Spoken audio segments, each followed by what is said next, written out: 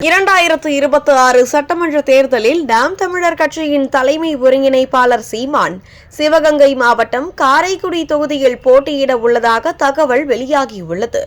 இந்நிலையில் காரைக்குடி தொகுதியில் 40 முதல் 45% வரை வாக்கு வாங்கி நாம் தமிழர் கட்சி வெற்றி பெறும் என ரெட் ஈகிள் என்ற அமைப்பு எடுத்த கருத்து கணிப்பு முடிவுகள் வெளியாகியுள்ளது. மேலும் திமுக 20 முதல் 25% வாக்கும், அதிமுக 15 முதல் 20% வாக்கும், தவிக 5 முதல் 8 வாக்கும் பெறும் என முடிவுகள் வெளியாகியுள்ளது. எனவே சீமான் 2026 எம்எல்ஏ ஆவது 100% உறுதி என சொல்லப்படுகிறது. இது திமுகவினரிடையே அதிர்ச்சியை ஏற்படுத்தியுள்ளது. 2026 சட்டசபை தேர்தலுக்கு இன்னும் 2 முதல் 3 மாதங்களே இருக்கும் நிலையில் தமிழக அரசியல் களம் சூடுபிடித்து உள்ளது. ஒவ்வொரு கட்சியும் கூட்டணி மற்றும் வேட்பாளர்களை அறிவித்து வருகின்றன.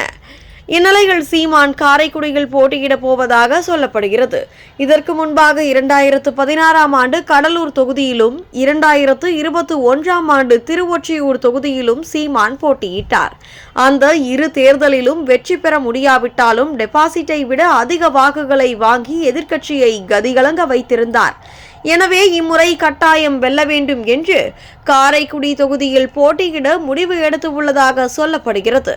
2024 நாடாளுமன்ற தேர்தலில் 6 சட்டமன்ற தொகுதிகள் சேர்த்து ஒரு நாடாளுமன்ற தொகுதியாக அறிவிக்கப்பட்ட நிலையில் அதில் ஒரு தொகுதியான காரைக்குடியில் மட்டும் 15 விழுக்காட்டுக்கு மேல் என்டிகே வாக்கு வாங்கி இருக்கின்றனர். எனவே சீமான் தற்போது காரைக்குடியில் நிற்கிறார் என்றால் நிச்சயமாக வெற்றி பெற வாய்ப்பிருக்கிறது. ஏனெனில் சீமான் தனக்கு எந்த ஒரு ஆதரவும் இல்லாத திருவொற்றியூர் தொகுதியில் போட்டியிட்ட போதே கிட்டத்தட்ட 50,000 வாக்குகளுக்கு மேல் வாங்கியிருந்தார்.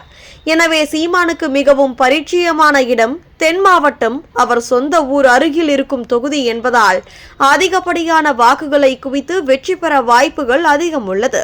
கடந்த முறை காரைக்குடி தொகுதிகள் நாத்தக சார்பாக போட்டியிட்ட துரை மாணிக்கம் 23,872 வாக்குகளை பெற்றார்.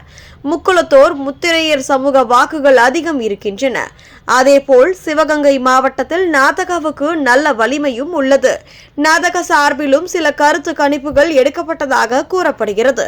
எனவே இந்த 2026 சட்டமன்ற தேர்தலில் நாம் தமிழர் கட்சியினர் காரைக்குடியை தங்கள் வசம் கொண்டு வந்து விடுவார்கள் என்று கருத்து கணிப்பு முடிவு வெளியாகியுள்ளது.